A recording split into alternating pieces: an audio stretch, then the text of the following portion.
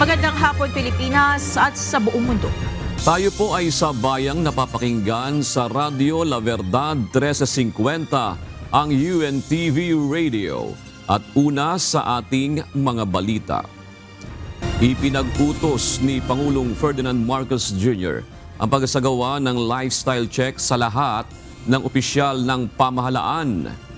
Ito ay sa gitna ng investigasyon sa umano'y anomalya sa flood control projects. Unang isa sa ilalim sa pagsiyasat ang mga opisyal ng Department of Public Works and Highways. Ito ang balita ni Nel Maribuhok. Ipinag-utos ni Pangulong Ferdinand R. Marcos Jr. ang pagkakaroon ng lifestyle check sa lahat ng mga opisyal sa gitna ng investigasyon patungkol sa maanumalyang flood control projects. Pinasisilip na ni Pangulong Ferdinand Marcos Jr. ang pamumuhay at mga ari-arian ng mga opisyal ng pamahalaan na nauugnay sa umano'y anomalya sa flood control projects. Ito ang inanunsyo ng Malacanang sa gitna ng ginagawang pag-iikot at pag-iinspeksyon ng Pangulo sa mga flood control project ng pamahalaan. Ayon kay Palace Press Officer Undersecretary Claire Castro, uunahin sa lifestyle check ang mga nasa Department of Public Works and Highways na nasa sentro ngayon ng kontrobersya dahil sa mga questionableng proyekto. Unang-una po, hindi po natin makakaila na mayroong mga DPWH officials na sinasabing involved at malamang ay magsimula sila doon. Ayon kay Yusek Castro, wala nang bubuuin pa ang Pangulo na task force na magsasagawa ng lifestyle check. Sa halip, ito ay sasagawa na ng kada ahensya ng pamahalaan sa kanilang mga tauhan. Ang ombudsman pwede mag-initiate, ang BIR pwede mag-inspect, magkaroon ng lifestyle check sa bawat ahensya na may sakop sa kanya. Sang-ayon naman sa hakbang na ito ang ilang mambabatas. How can they afford having a luxurious lifestyle with kung gano'n lang ang salary nila, magkano na bang talagang salary nila yung official, nakakaano pa, may mga nagkakasino pa doon, no? As exposed by Senator Lacson, no? So I think it's about time, no, na kailangan na rin siguro magkaroon ng lifestyle check. Sir, kasi may pasablina yung mga district engineer. Samantala, tututukan naman ni PBBM ang sinasabing flood control projects na pinondohan sa ilalim ng 2026 National Expenditure Program o NEP na una nang natuklasan na umano'y mga ghost o substandard project. Kung ito naman po ay a priority project at naaayon sa NEP, mas accountability is stricter. Mas lalo itong tututukan ng Pangulo. Nel Maribuhok, UNTV News and Rescue. Diyos ang aming sandigan, serbisyo publiko ang aming pinahalagahan. Dapat magsilbing ehemplo si Pangulong Ferdinand Marcos Jr. sa utos nitong lifestyle check sa mga opisyal ng gobyerno. Ito ang giit ng Makabayan Bloc lawmakers sa gitna ng kontrobersiya at katiwalian sa flood control projects ng pamahalaan. Hamon ni House Assistant Minority Leader at Kabataan Party List Representative Rene Co sa Presidente, isa publiko ang Statement of Assets, Liabilities and Network o SALN. Git pa nito, hindi pwedeng mag-lifestyle check lang sa iba habang ang pinakamataas na opisyal ay nagtatago ng kanyang yaman at hindi transparent sa kanyang mga transaksyon. Ayon naman kay House Deputy Minority Leader at ACT Teachers Party List Representative Antonio Tino, dapat mauna si PBBM dahil meron itong confidential at intelligence funds at may kontrol sa pagpapatupad ng buong pondo bilang Chief Executive. Kinumpirma ng Malacanang na mayroong ibibigay na bagong posisyon kay dating PNP Chief General Nicolas Torre III. Gayunman, ayaw pang i-anunsyo ng palasyo kung ano ito hanggat hindi pa nakukuha ang pagsang-ayon ng former police official. Ito ang balita ni Nel Maribuhok.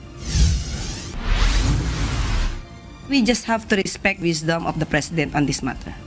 Hindi na nagbigay ng detalye ang Malacanang sa tunay na dahilan ng pagkaka-relieve o pagkakatanggal kay Philippine National Police Chief Police General Nicolas Torre III. Ayon kay Palace Press Officer Undersecretary Claire Castro, malinaw naman na naging pahayag kahapon ni Interior and Local Government Secretary John Vic Remulla na may mga isyong hindi na pagkasunduan sa pagitan ng PNP at National Police Commission. Itinanggi rin ito na may lumalaking lamat sa administrasyon ni Pangulong Ferdinand Marcos Jr. Hindi po yan nangyayari at hindi po yan ang nakikita natin dahil sabi nga po natin si General Torre ay napakagaling na public servant at maaari po pa rin siyang magsilbi sa bayan. So hindi po natin nakikita na kung ano yung nakikita na Makabayan Block. Sinabi pa ni Yusek Castro na hindi tamang sabihin na naging magulo ang transition of leadership sa PNP.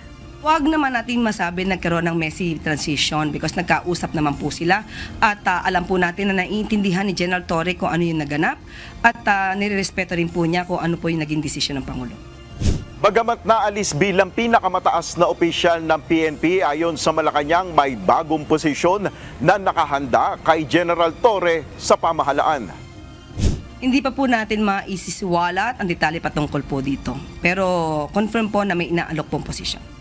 Sa ngayon, hinihintay na lang umano ng Malacanang ang pagsang-ayon ni Torre sa bagay na ito. Sinusubukan pa ng UNTV na kunin ang reaksyon ni General Torre ngunit wala pa siyang tugon sa aming mga tanong. Samantala, naniniwala naman si Davao City Mayor Sebastian Baste Duterte na demotion ang nangyari kay Torre at may mas matinding dahilan kung bakit ito naalis sa pwesto. Demoted sa so tingin ko may internal na conflict talaga na nangyari dyan. Internal conflict po. Hindi naman din clear yung statement ng Malacanang kung bakit sa tinanggap. Nel Maribuho, UNTV News and Rescue, Diyos ang aming sandigan, serbisyo publiko ang aming pinahalagahan. Tinalakay ngayong araw sa pagdinig ng Committee on Public Order and Safety ang mga programa, plano at legislative priorities ng ilang ahensya ng pamahalaan na may kinalaman sa kaayusan at kaligtasan ng publiko. Dumalo sa pagdinig ang mga opisyal ng National Police Commission o NAPOLCOM at Philippine National Police o PNP. Sa nasabing pagdinig, hindi naiwasang mabanggit ang biglang pagpapalit sa pamunuan ng pambansang pulisya. Ito ang balita ni Jed Neresina live.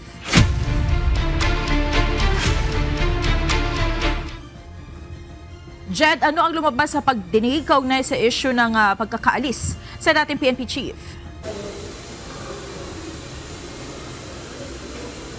Monica, iginiit ng National Police Commission o NAPOLCOM na may mga appointment o paglipat ng posisyon na ginawa si dating Philippine National Police Chief Police General Nicolas Torre III na lampas sa kanyang kapangyarihan.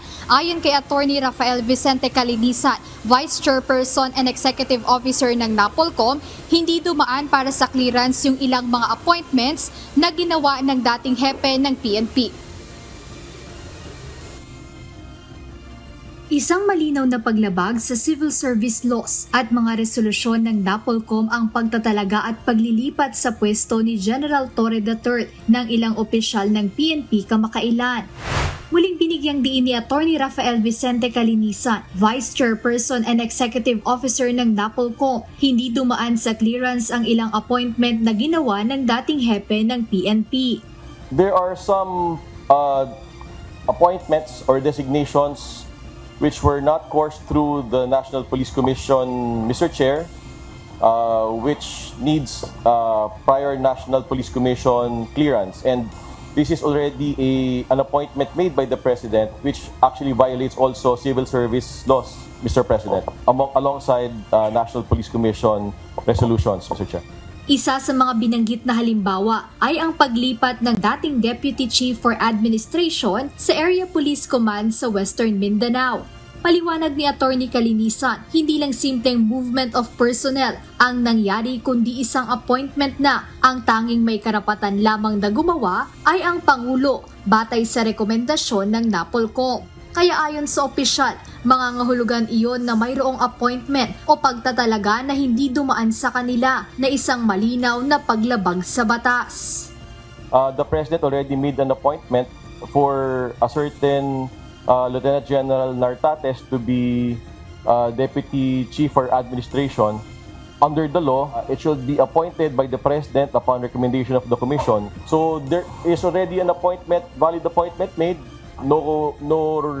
It did not pass through NAPOLCOM, which should be. There's already NAPOLCOM resolutions also to that effect.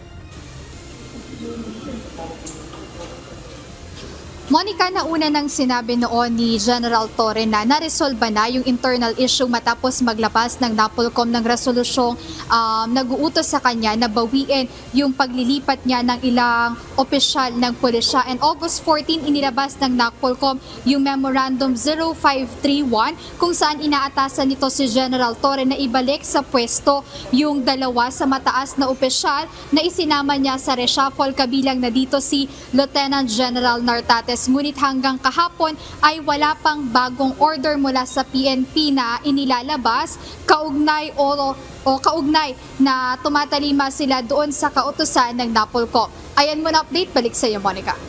Maraming salamat, Jed Neresina. Wala umano sama na loob ang dating hepe ng Philippine National Police si General Nicolas Torre III. Ito ay matapos siyang tanggalin sa pwesto ni Pangulong Ferdinand Marcos Jr. Ginawa nito ang pahayag ng dumalaw kay House Deputy Minority Leader at mamamayang Liberal Party List Representative Laila de Lima sa tanggapan nito sa Kamara. Tikom din ang bibig nito nang tanungin kung nagkausap na ba sila ni PBBM. Tumanggi rin itong sagutin ang tanong kung handa bang tumanggap ng panibagong pwesto sa pamahalaan. Yung pag-premise yun ng question na beyond repair para bang may nasira. I'm telling you, simula kahit nakahapon sa official statement ni Secretary John Vic, di ba? May nasira ba? Wala naman . It's all the President's choice, ang sabi niya, which I supported. Of course we are. Look at me straight in the eye. Do I look like somebody who is bitter? Nagbabadya ang panibagong reshuffle sa hanay ng Philippine National Police kasunod ng pagkakatalaga ng bagong PNP chief. Tiniyak naman ni Police Lieutenant General Jose Melencio Nartates Jr. na nakabase sa performance ng mga polis ang pagpupwesto ng mga tauhan sa tamang posisyon. Susunod din siya sa tamang proseso ng pagtatalaga ng mga tauhan sa pwesto. Ito ang balita ni Lea Ilagad. If we're talking about major changes, we will study nga kung the organization is working, kung dun sa bawat isa ay nagtatrabaho ba ang commander, we will audit yung unit.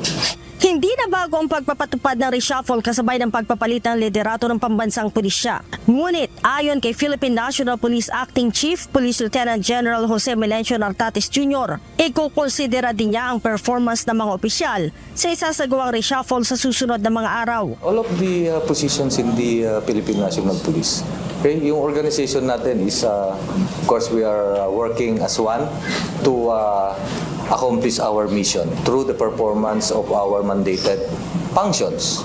Diba? Ano ba trabaho namin? We implement the law, we enforce the law, we prevent and control crimes, maintain peace and order, ensure public safety, and internal security.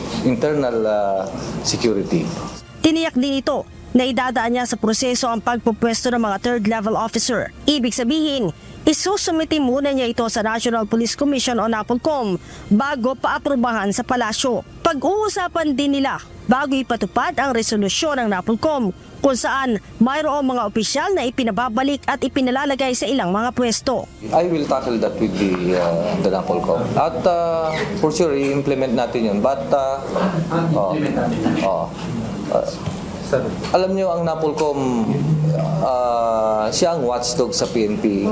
Siya ang repository ng ating mga policies and circulars. Gawa rin naman sa PNP yon, and then they affirm, and nakalagay naman sa batas. Sa ngayon, inatasan na rin ni Lieutenant General Nartates si Public Information Office Chief Police Brigadier General Randolph Tuanyo na siyang magsalita sa media hanggat hindi pa nakahanap ng opisyal na tagapagsalita ang PNP. Pag-aaralan nga dahil designated siya na spokes. Spokes nandito ang ating PIO, under naman yun doon dapat. Di parehas kami. Yung OCPNP, Office of the Chief, merong spokesperson at merong PIO. Parang iisa lang ata yun. Si Lieutenant General Nartates ang pumalit kay General Nicolas Torre III bilang bagong pinuno ng PNP.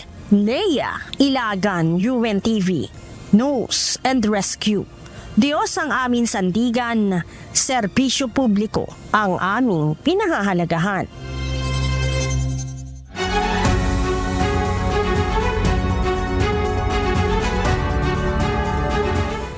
Itinalaga ni Pangulong Ferdinand Marcos Jr. sa Deputy Ombudsman for Visayas sa si Dante Vargas bilang acting ombudsman. Ito ay habang wala pang napipili ang Pangulo na bagong ombudsman na papalit sa nagretirong si Samuel Martires. Sa mga susunod na araw, magsasagawa na ng interview ang JBC para sa susunod na bagong ombudsman.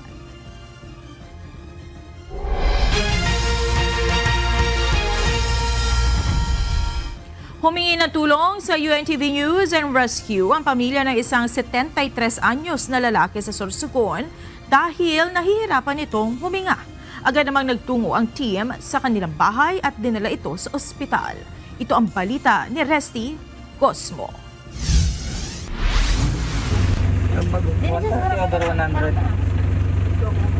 Tumugon sa tawag ng isang senior citizen ang UNTV News and Rescue Team nitong Martes ng gabi, August 26 sa Purok 7, Bacolod, Huban sa Sorsogon City. Nahihirapan niya siyang huminga kaya hindi siya makatulog. Nang dumating ang team sa kanilang bahay, agad na i-assess ang kalagayan ng pasyente. Upang makahinga, kinabit na ito ng oxygen ng mga responder. Humingi na rin ng tulong sa NAR ang pamilya nito upang dala siya sa ospital. Musta po? Okay po. Pag i-rate ko po siya ng 1 to 10, yung pinakamakulog po na yung part, mga pera po yung rate mo. 10 po, pag sobrang kulog na siya, 1, pag di ko masyado. Mga pera po, 5, 3, mga ganon. Ayon sa pamilya, may history si tatay ng sakit sa puso at sa baga. Makalipas ang isang oras na biyahe, ay naihatid namang ligtas ang pasyente sa Sorsogon Medical Mission Group Hospital. Sa mga nangangailangan ng agarang tulong sa panahon ng aksidente o sakuna, makipag-ugnayan po sa UNTV NAR hotline 8911 UNTV o 8911-8688. Resty Cosmo, UNTV News and Rescue. Diyos ang aming sandigan, serbisyo publiko ang aming pinahalagahan. Ilang Chinese nationals ang nakapasok sa listahan ng Philippine Coast Guard Auxiliary ayon sa isang kawani ng PCG. Sa pagdinig ng Senado, inihayag din ito na ilang foreign agents ang nanghihimasok sa infrastrukturang pangseguridad ng bansa.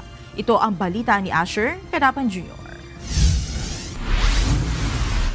Most of the auxiliary members are boat owners or shipping company owners, sir.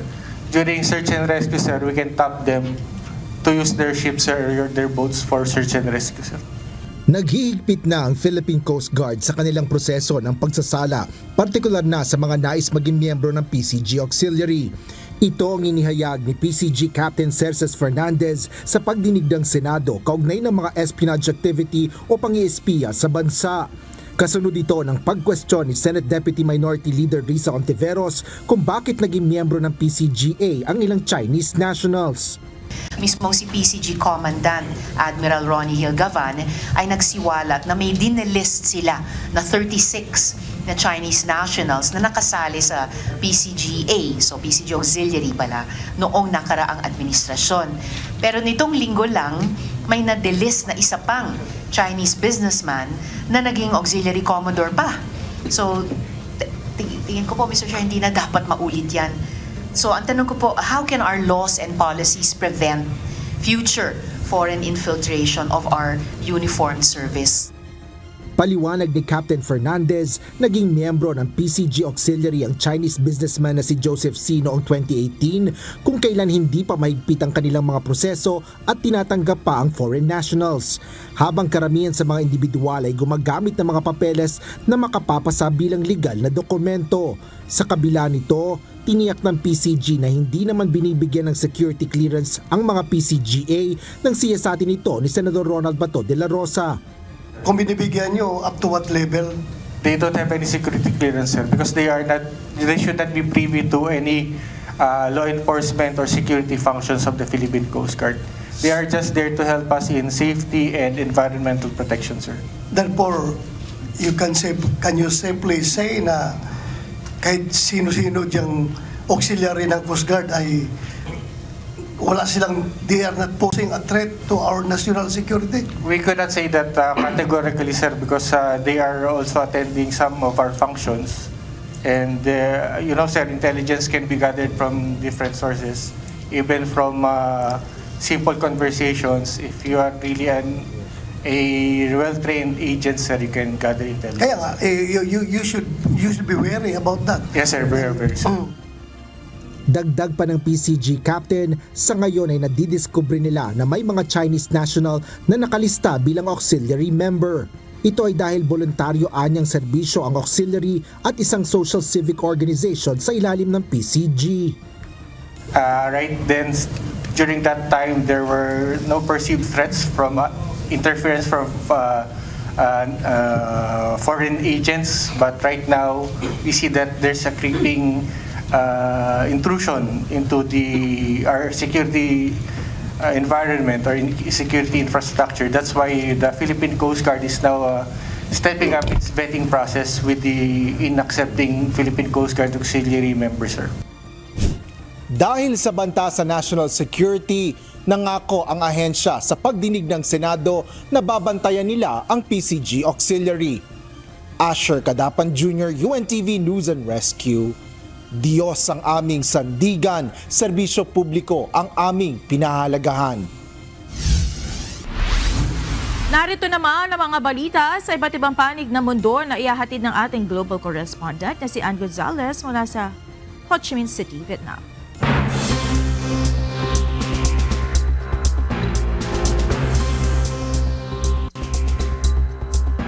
Inamin ng Ukraine na nakatawid na ang puwersa ng Russia sa rehiyon ng Dnepropetrovsk.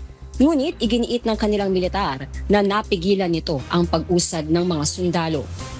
Ayon sa ulat, 2 nayon malapit sa hangganan ang tinarget ng Moscow habang nagpapatuloy ang bakbakan sa iba pang lugar. Muli namang binigyan diin ni US President Donald Trump na handa siyang magpataw ng mabibigat na economic sanctions laban sa Russia kung hindi ito papayag sa ceasefire deal.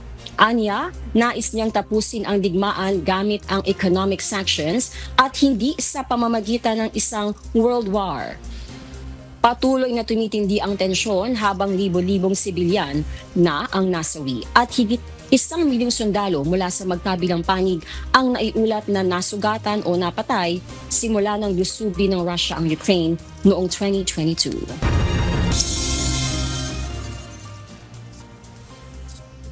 Matapos ang 3 sunod-sunod na pagkabigo ngayong taon, matagumpay na nailunsad ng SpaceX ang higanteng Super Heavy Starship rocket mula sa Starbase facility sa Texas. Sa ika-10 test flight nito, maayos na nakumpleto ng booster ang separation at dumapag sa Gulf of Mexico habang ang Starship upper stage ay tumuloy sa suborbital trajectory bago bumagsak sa Indian Ocean makalipas ang mahigit 1 oras. Kabilang sa mga isinagawang pagsusuri ang deployment ng satellite simulators, engine reignition at ang bagong heat shield tiles. Mahalaga ang tagumpay na ito para sa SpaceX na naglalayong magamit ang Starship sa mass satellite launches, Mars mission at maging sa lunar landing mission ng NASA sa 2027. Gayunman, nananatiling hamon ang pagpapabilis sa serye ng launch, ang paglipat ng libo-libong galon ng cryogenic fuel sa kalawakan at ang ligtas na paglagpag sa buwan o paglapag sa buwan gamit ang napakalaking rocket. Hindi bibitaw sa posisyon ang Federal Reserve Board Governor ng Estados Unidos matapos itong sesantihin ni US President Donald Trump. Ayon sa gobernador, walang karapatan ang executive branch na alisin siya ng walang legal na dahilan. Ito ang balita ni Lynn Perez. seems to have had an infraction, and she can't have an infraction, especially that infraction, because she's in charge of, if you think about it, mortgages, and we need people that are 100% above board, and it doesn't seem like she was. Magsasampa ng reklamo si Federal Reserve Board Governor Lisa Cook laban kay US President Donald Trump matapos siyang alisin sa pwesto bilang board governor. Ayon sa abogado ni Cook, walang kapangyarihan ng Pangulo na patalsikin ng isang Federal Reserve Governor at ang pagtatangka nitong alisin dahil lamang sa isang referral letter at walang factual legal basis. Ngunit depensa ng White House, nakapaloob sa ilalim ng 12 USC 242 policy ang kapangyarihang alisin ng isang US President ang Federal Board Governor kung may legal na dahilan. Dagdag pa ng Pangulo na hindi nito ginagawang political weapon ang pagtanggap sa Governor ng Federal Reserve dahil sa isang public document ang naging pagkakamali nito. No, they're public. I mean, you can find out those records. You can go check out the records yourself. Sinimula noong nakaraang linggo ng US Justice Department ang investigasyon sa umano'y paggamit ng false statements ni Cook para sa isang home mortgage application ng Federal Housing Finance Agency. Ayon sa media arm ng US Federal Reserve, susunod ang ahensya sa magiging desisyon ng korte. Sa isang statement, iginiit ni Cook na walang cause o dahilan sa ilalim ng batas ang pagpapatalsik sa kanya ng Pangulo at hindi ito magre-resign. Karaniwang hindi pinapakailaman ng executive branch ng US ang Federal Reserves ng Amerika na tumatayong central bank nito at kinikilala bilang isang independent governing body. Lynn Perez, UNTV News and Rescue. Diyos ang aming sandigan, serbisyo publiko ang aming pinahahalagahan.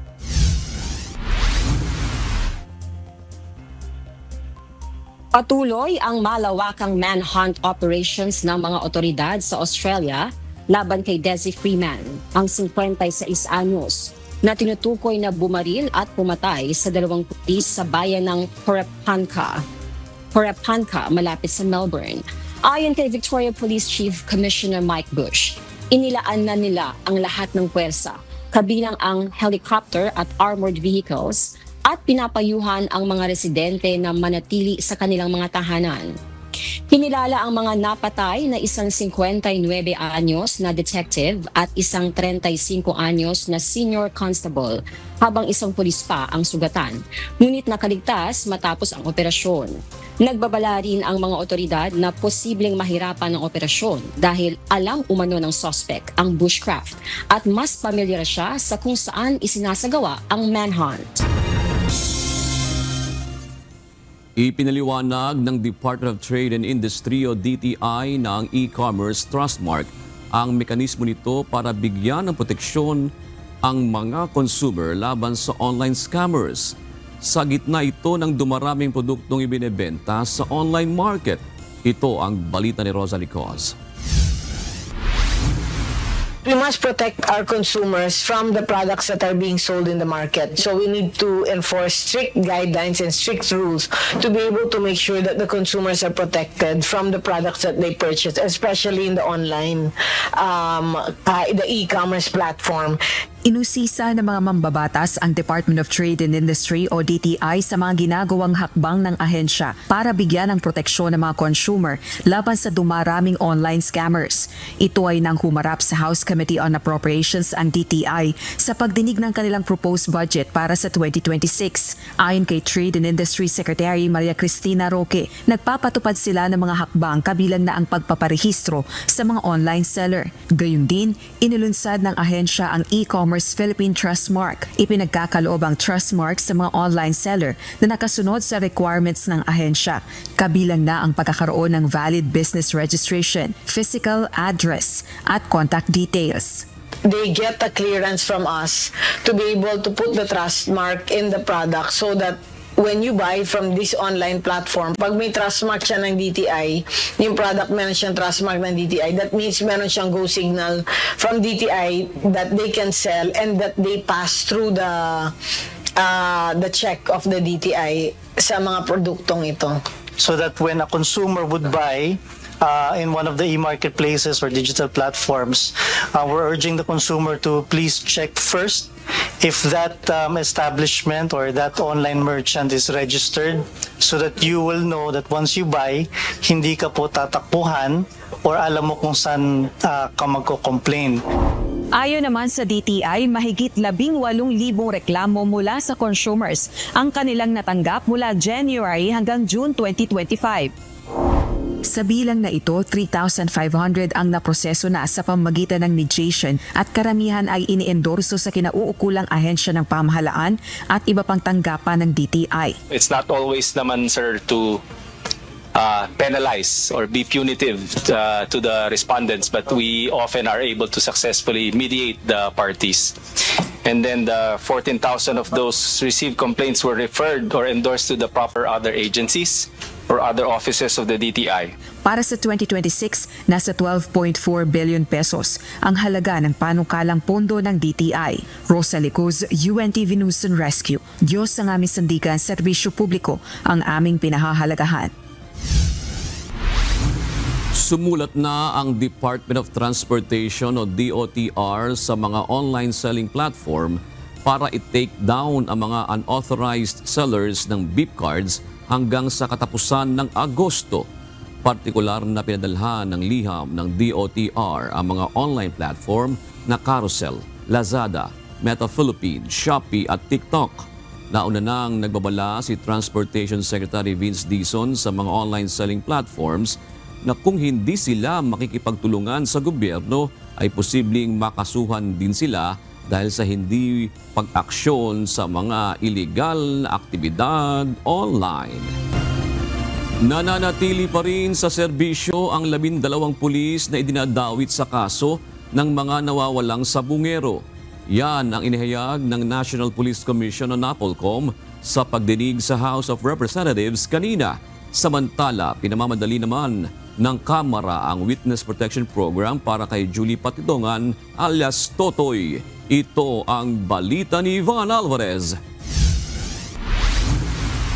For clarity, Chairman Kalinisan, out of 12, Yes, ma'am. which has pending cases with the NAPOLCOM in relation to the missing sabungeros, may Mr. I Your Honor, know kung mayroon na pong na-dismiss, and if so, ilan po ang na-dismiss na? Wala pa po, ma'am. These are current cases with not yet 60 Alright. days have it lapsed. Hindi pa nadidismiss ang 12 pulis na isinasangkot ni Julie Patidongan o alias Totoy sa kaso ng mga nawawalang sabungero. Ito'y matapos niyang isama ang pangalan ng mga ito sa kanyang affidavit. Ayon sa National Police Commission o NAPOLCOM, nasa preventive suspension ang mga ito habang pending ang kanilang administrative cases na grave misconduct at conduct unbecoming of a police officer.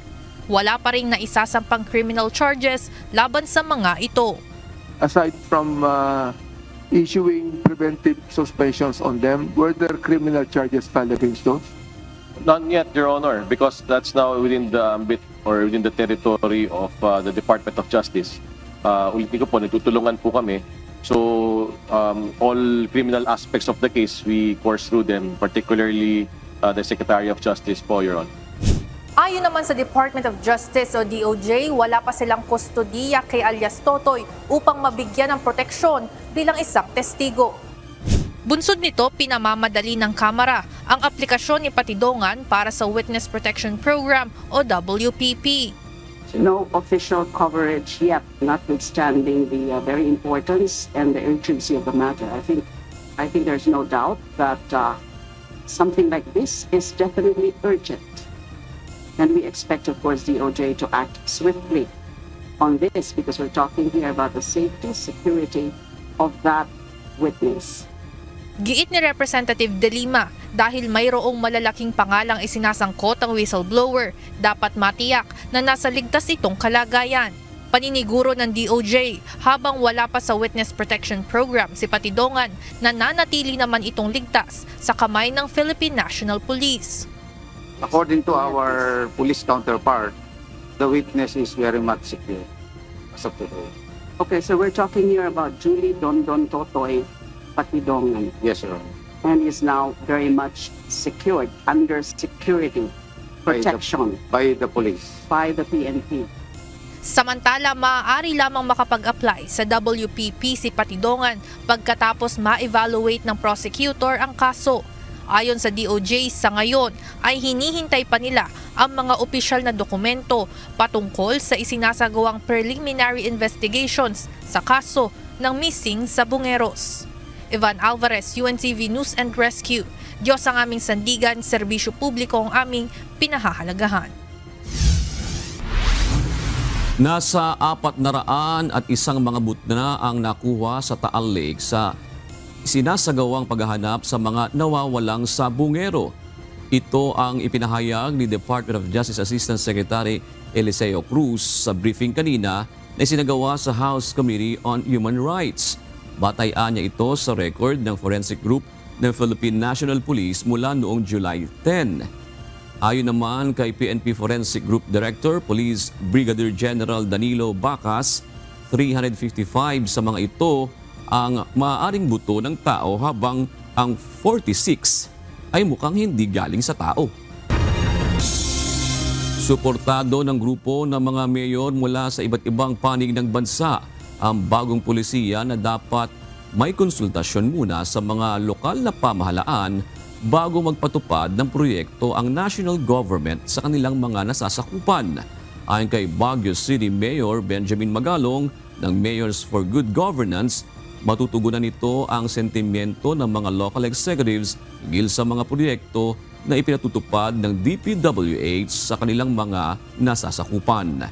Ito ang balita ni Grace Doctolero live.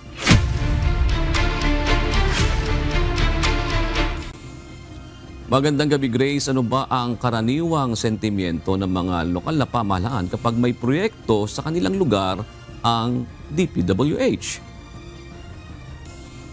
Yes, June, karaniwan nga ay hindi nila alam o wala silang alam sa mga proyekto na ipinatutupad ng DPWH sa kanilang nasasakupan. Matagal nang nararanasan ng mga lokal na pamahalaan na walang alam ang pagpapatupad ng mga proyekto ng Department of Public Works and Highways o DPWH. Ayon kay Baguio City Mayor Benjamin Magalong, isa sa mga bumubuo ng Mayors for Good Governance. Nagugulat na lang kami na, uy, may pinapatayo na ba? Patapos pagtatanungin mo, ang nasagot kagad is pera ni Kong. Bakit ganun? Pera ni Kong. Bakit yung nasagot ng mga DPWH? Bakit? Hindi ba? Pera ba nila yan o pera ng taong bayan yan? Kaya para sa grupo ng mga alkalde at maging ng mga gobernador ng lalawigan, magandang pulisiya kung magkakaroon muna ng konsultasyon sa mga LGU bago magpatupad ng proyekto ang DPWH. Alam mo, napakagandang policy yon dahil common kasi ang sentimento ng ating mga mayors. Ganun na rin yung mga governors na tuwing nagkakaroon ng project itong mga DPWH sa kanya-kanyang mga lokalidad. Kalimitan, wala kaming alam. Isa sa mga sentimiento ng alkalde kapag lokal na pamahalaan ang gumagastos ng pera ng bayan, dumadaan ito sa masalimuot na proseso mula barangay, City Development Council hanggang City Council na may deliberation at public consultation. I want this, I want that, and implement. Alam mo, dun sa local government, pag hindi patupad ang isang project at hindi nailagay sa annual investment plan, kakasuhan ng graft and corruption yung mayor. Ganun katindi. Pero sa kanila, walang AIP, wala lahat, walang konsultasyon lahat. Binigyang halimbawa pa ng alkalde ang mga proyekto na tinaguriang Road to Nowhere na naglaan ng milyong-milyong piso subalit umabot sa substandard na kalidad. Kasabay nito, iginiit ni Magalong na dapat ipinapaskil sa publiko ang mga program of work at bill of quantities dahil pera ng taong bayan ang ginagamit. At the same time, dahil may citizens participation dyan, malaking tulong ito para ma-address yung mga nangyayaring kalokohan, mga anomalya, in short, mga corruption na nangyayari. At mismo na ang taong bayan na magsasabi na di na kami papayag na lolokohin nyo pa kami. Papantayin namin yan, sisiguraduhin namin na ipapatupad yan dahil at the end, pera namin yan yung ginagastos nyo at hindi nyo pwedeng ibulsa yan. Sa Baguio City, pinatutupad na ang blockchain technology para masiguro ang integridad ng mga sensitibong dokumento bago ilathala sa publiko. Tulad sa Baguio, we're now working on a blockchain technology para i-blockchain natin yung mga sensitive na mga documents natin bago natin i-open sa publiko para hindi basta-basta matamper, mapalitan, sirain, secured na secured yung mga document natin. Yun ang gamit ng blockchain technology. Giit ng mga mayors, malaking hakbang ang bagong polisiya upang maiwasan ang mga anomalya at mapatibay ang partnership ng national at local government. Sa huli, nanawagan si Mayor Magalong na dapat makibahagi ang mismong mamamayan sa pagbantay ng mga proyekto upang masiguro ang transparency at mawakasan ang korupsyon. June, kanina ay inilabas sa official Facebook account ni Mayor Benjamin Magalong na nagkita na nga sila ni Mayor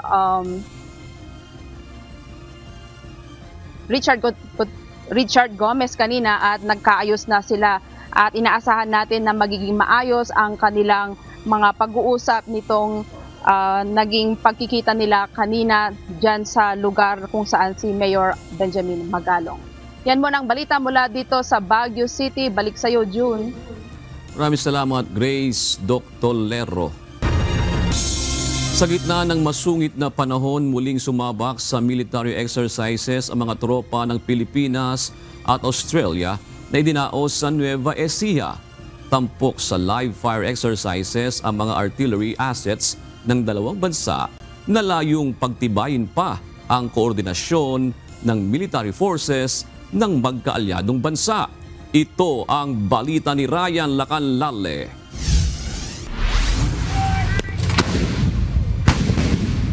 Sunod-sunod na pinaputukan ng Autonomous Truck-Mounted Howitzer System o ATMOS 155mm self-propelled howitzer ng Army Artillery Regiment ng Philippine Army ang mga kalaban.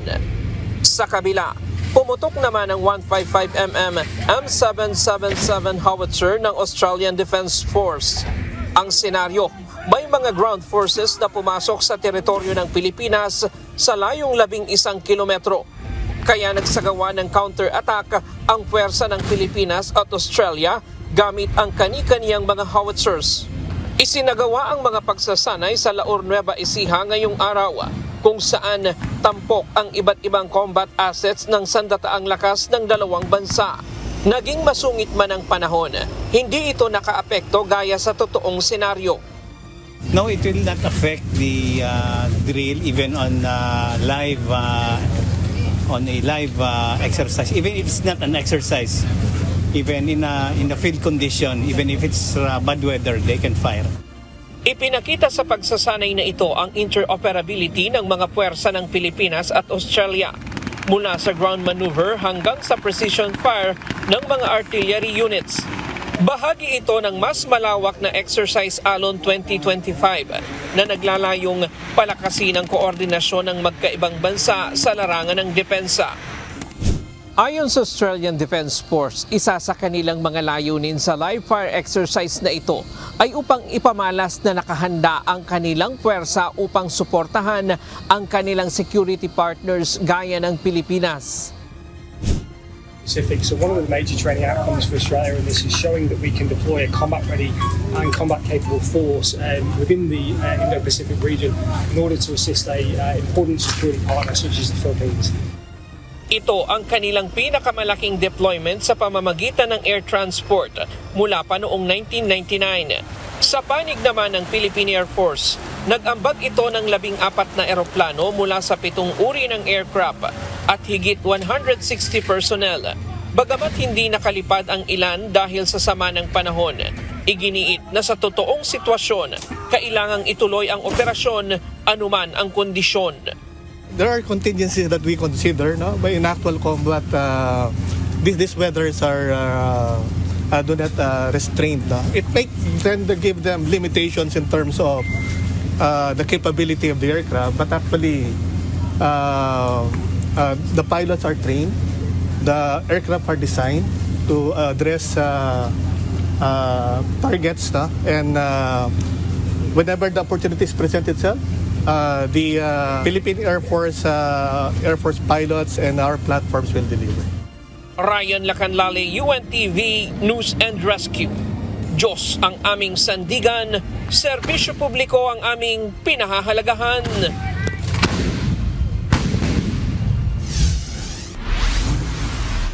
Nagpapalit ng pangalan ngayon ng mga illegal e-sabong platform kaya nahihirapan ng Department of Information and Communications Technology na i-take down ito. Sa pagdinig ng Kamara sa House Committee on Human Rights kanina, ipinaliwanag ni DICT Secretary Henry Aguda na may ibang pangalan ng mga e-sabong platforms ngayon. Halimbawa nito ang pangalan na Candy pero kapag binuksan ay e-sabong platform pala. Meron din naman na kunwari ay nagbebenta ng sapatos pero nakasingit doon ang sugal. Gayunman ayon sa DICT, oras na matukoy nila mga illegal na online e-sabong na ito. Hindi na lamang sa ahensya ang pag-take down.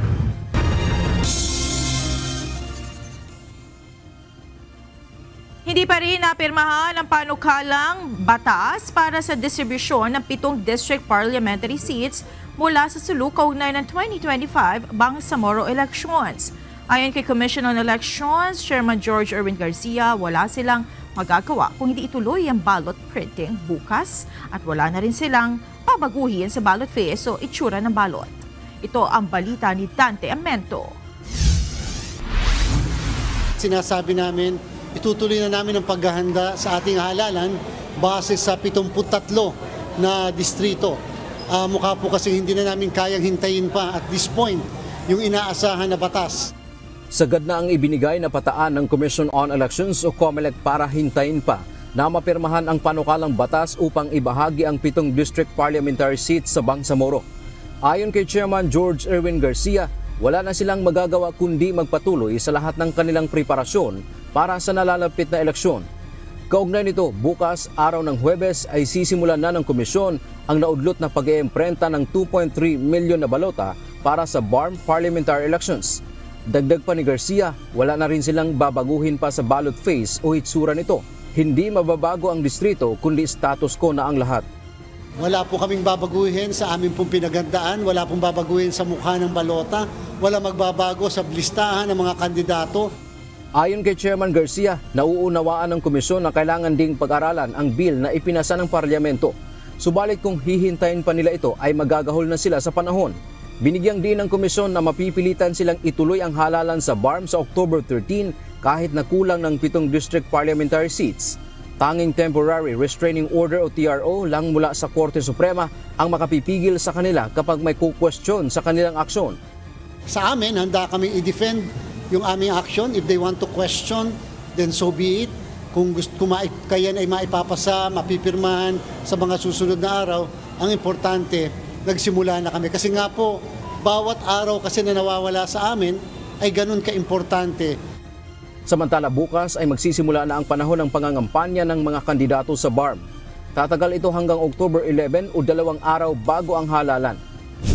Umaasa ang COMELEC na maging mapayapa ang buong kampanya sa BARM at sumunod sa mga palatuntunan ang mga kandidato upang hindi mahaharap sa kaukulang reklamo. Kung anong pinatupad natin noong Mayo 12, yan ang mapapatupad mula po bukas, lalo na sa mga kandidato at partido politikal. Again, inuulit po namin, hindi po kami papayag na mamayagpag ang vote buying. Yan po ang kauna-unahan naming lalabanan. Aabot naman sa humigit kumulang 16,000 tauhan ang ide-deploy ng Philippine National Police upang tumulong sa BARM parliamentary elections sa Oktubre 13. Ayon kay Acting Chief PNP Lieutenant General Jose Melencio Nartates Jr., handa na ang PNP para sa kauna-unahang parliamentary elections, katuwang ang iba pang law enforcement upang siguraduhin ang isang ligtas, payapa at patas na BARM elections. Dagdag pa ni Nartates, gagamitin nila ang lahat ng resources na mayroon sila upang mapigilan ang anumang mga banta mula sa mga rebeldeng grupo tulad ng communist terrorist groups, criminal gangs, private armed groups at local terrorist groups. Siniguro ng opisyal na gagampanan nila ang kanilang mandato na protektahan ang mga komunidad laban sa mga banta at patuloy ang kanilang pagpapatupad ng mga proactive measure, coordination at intelligence sharing upang matiyak ang mapayapa at matagumpay na parliamentary elections. So matutuloy yon. So we will just follow the template and improve it utilize our resources. We have our mandate to ensure that the election will push through. At kung mag-push through yung election, to ensure that it is safe, secure, and fair election, no, for parliamentary environment. Dante Amento, UNTV, News and Rescue. Diyos ang aming sandigan, serbisyo publiko ang aming pinahahalagahan. Pumanaw na ang isa sa 3 batang nabagsakan ng tipak ng bato sa Tomas Morato, Quezon City. Kinumpirma ito ng kanyang ama na si Jason Agna Baldonado sa kanyang Facebook account. Nakapag-update pa ang kanyang magulang kahapon at sinabing nag-stable pa ang blood pressure ng bata. Nagpasalamat na lang ang kanyang magulang sa Panginoon na nabigyan pa sila ng second chance na makausap ang kanilang anak para makapagpaalam. Nagpaabot na rin ang pakikiramay sa pamilya ni CJ ang pamahalaang lungsod ng Quezon City.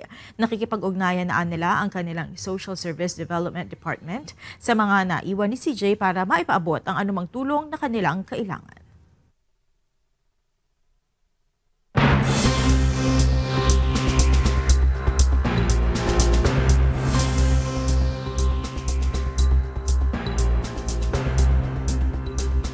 Nanawagan si Indian Prime Minister Narendra Modi sa kanyang mga kababayan na mas tangkilikin ang mga produkto mula sa India sa gitna ng matinding 50% tariffs na ipinatupad ni US President Donald Trump laban sa bansa. Kasabay ng kanyang panawagan, tiniyak ni Modi ang pagbibigay ng malaking tax cuts at planong reforma sa Goods and Services Tax o GST upang palakasin ang pagkonsumo at suportahan ang maliit na negosyo. Ayon sa mga eksperto, ang mga reforma ay makatutulong hindi lamang sa pagtaas ng GDP at pagbaba ng inflation, kundi pati sa pag-boost ng mga sektor gaya ng scooters, garments at housing materials. Gayunpaman, nananatiling hamon ang epekto ng mataas na taripa sa export-driven industries ng India at ang lumalalang tensyon sa kalakalan nito sa Estados Unidos.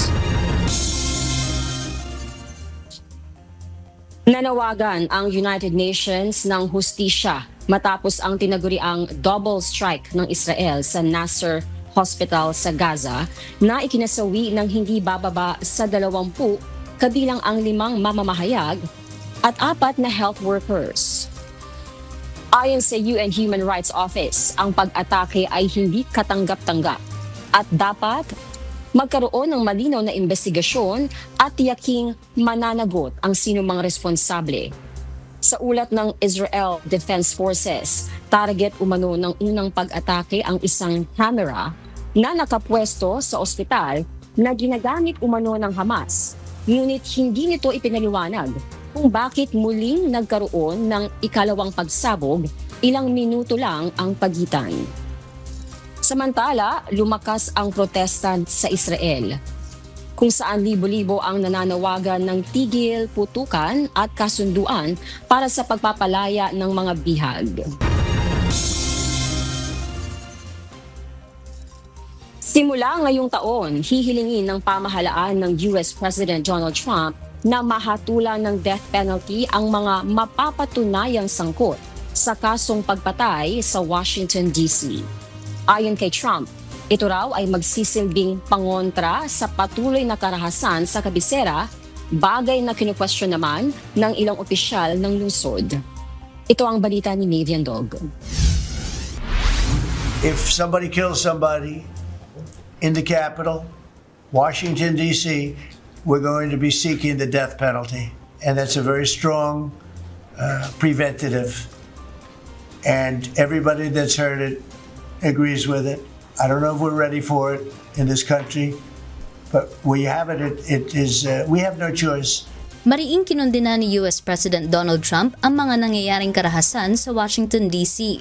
Kasunod ng pagpapadala ng federal agents at National Guards para kontrolin ang karahasan sa lungsod, nanawagan din ng Pangulo na bigyan ng parusang kamatayan ang mga mapapatunayang sangkot sa mga pagpatay sa gitna ng kaguluhan.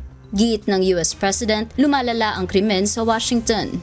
Bagamat ayon sa datos ng lungsod, bumaba ng 15% ang kaso ng homicide ngayong taon kumpara noong nakaraan at malayo ito sa 20-year high na 274 murders na naitala noong 2023. It's so good that this will be the safest capital there is. It'll be one of the safest places in our nation anywhere. And right now it's one of the most unsafe places, but not now. 12 days ago it was the most unsafe place in our nation, and they have to stop issuing false crime numbers. Ang death penalty ay matagal nang ipinagbawal sa DC simula 1972 matapos itong pawalang bisa ng Korte Suprema. Noong 1992, 2/3 ng mga botante ang mariing tumutol sa pagbabalik nito sa pamamagitan ng referendum na ipinatawag ng Kongreso kahit pa nasa peak noon ang antas ng krimen sa lungsod. Ngunit ayon kay Trump, oras na para ibalik ito bilang matibay na panlaban sa karahasan at maaari rin umanong palawakin ang hakbang sa iba pang lungsod gaya ng Chicago at Baltimore. I'm willing to go to Chicago, which is a big trouble, but we have a governor that refuses to admit he has problems, huge problems. Baltimore, Wes Moore was telling me I want to walk with the president. Well, I said, I want to walk with you too someday. But first you got to clean up your crime because I'm not walking in Baltimore right now. Baltimore is a hellhole. Gayunman, inaasahang haharap ito sa matinding legal at politikal na hamon dahil hindi sakop ng lokal na pamahalaan ng DC ang pagpapatupad ng death penalty. Sa kabila ng bumababang crime rate at kawalan ng ebidensya ng cover-up na iginigiit ng administrasyon, iginiit ni Trump na hindi siya uurong sa pagsasakatuparan ng death penalty sa kabisera ng Amerika. Mavian Dog, UNTV News and Rescue. Diyos ang aming sandigan, serbisyo publiko ang aming pinahalagahan.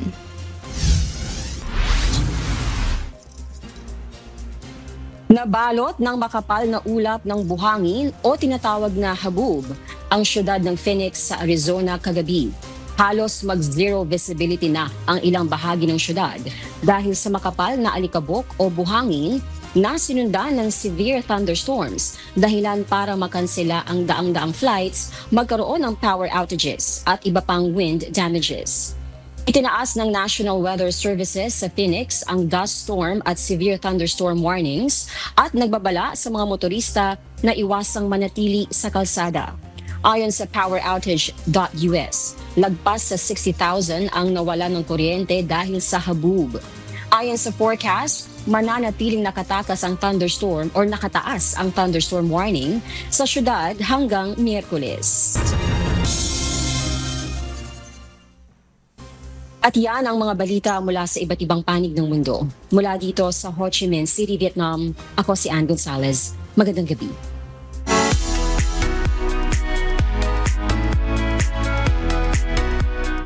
Kabilang ang La Verdad Christian College, Caloocan sa mga nagwagi sa 5th Cinebata Awards ngayong taon. Kinilala ang kanilang pelikulang Payapa si Christian sa kategoryang Non-Professional University Students. Bilang isa sa mga nagwagi, isa na ang LBCC Caloocan sa mga representative ng Pilipinas sa prestiyosong Southeast Asia Video Festival sa Bangkok, Thailand. Ito ang balita ni Mia Alonso.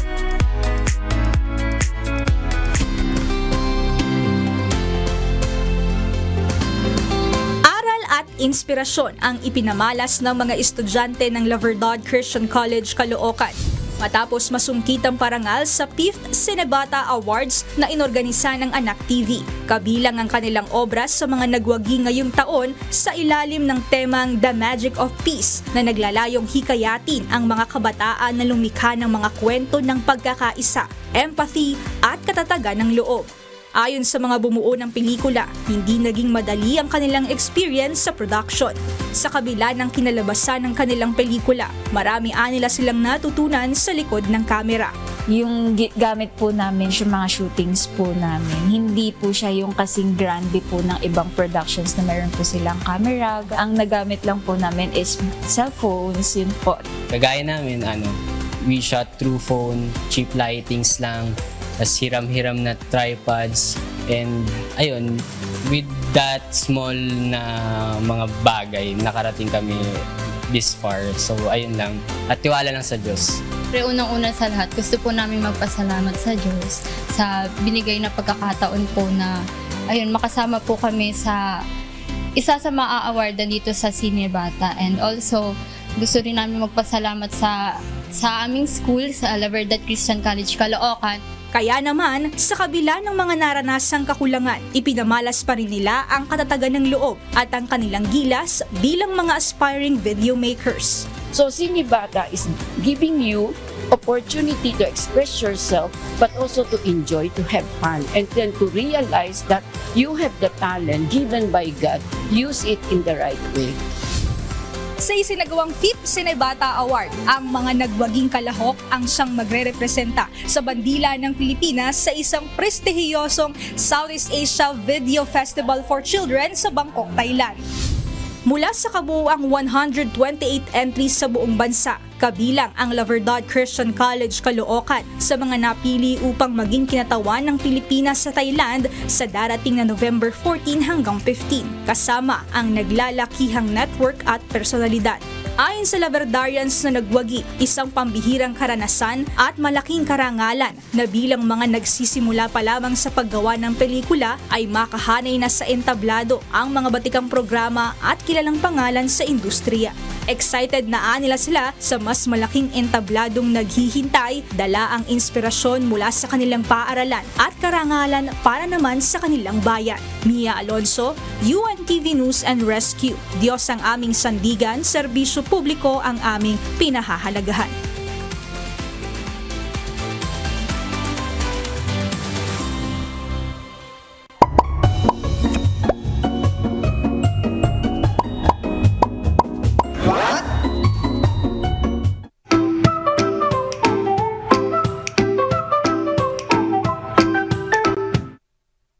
Dagdag kaalaman po, alam nyo ba may bagong pag-aaral na kapag sobra ang paggamit natin ng social media, may parte ng utak natin na lumiliit. Panoorin nyo to. I think 8 hours. 8 hours or 5 hours, ganun. Mostly saan mo, ba't ka sa social media? Or, pampalipas oras. Sa tingin mo ba mahaba yun o dapat bawasan mo pa ng I think bawasan. Bakit? Wala, kailangan ko rin makipag-spend time sa labas. Actually, for 4 to 6 hours. Ay, ganon.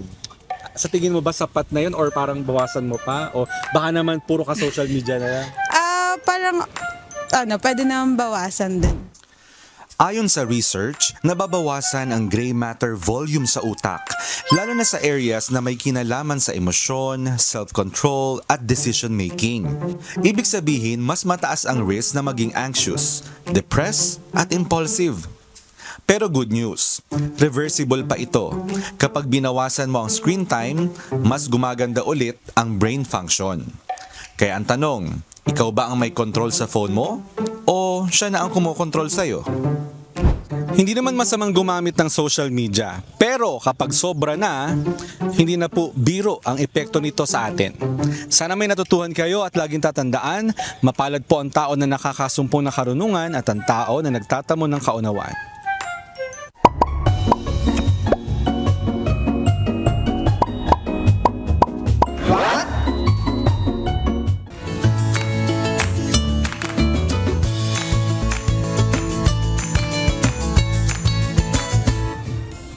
Narito naman po ang ating mga kausi ngayong araw po ng Miyerkules.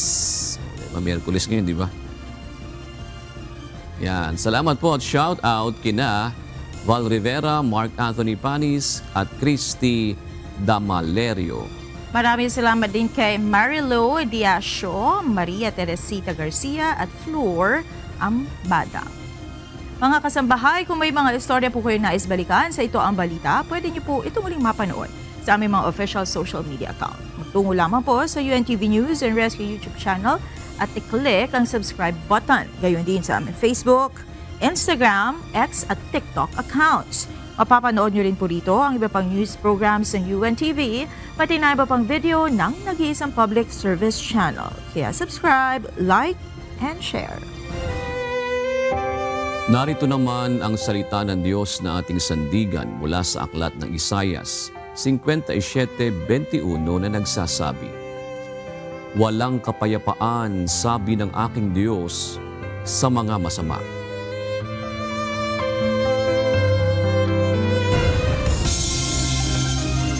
At yan ang naging kabuuan ng ating balitaan ngayong gabi. Aming inilahad na buong katapatan kung paano namin nasaksihan. Kayo po'y makapagtitiwala ng aming nakita at narinig ang aming ibinabalita.